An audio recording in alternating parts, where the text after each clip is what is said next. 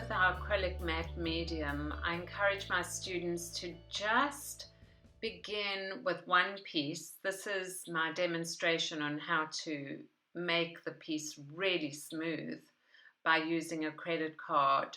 I'm also, this is sped up, me doing a demonstration for my students in this really cool workshop that we're doing. We made all these papers the week before on our jelly plate, and I discussed with them how you can make a grid composition in an interesting way without it feeling like it is a grid or it is just squares and rectangles. So we spoke about repetition, contrast,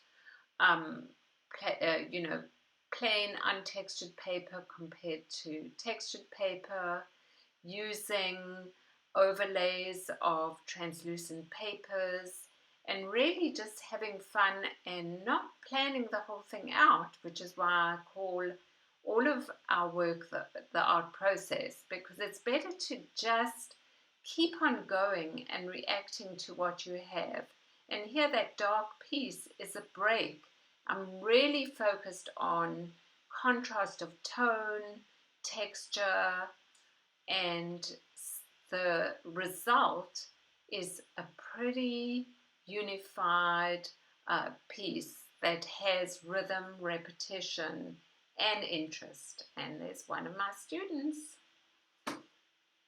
Here's the piece, the final piece. Our new series starts November the 4th, so don't forget to sign up. That fills up fast.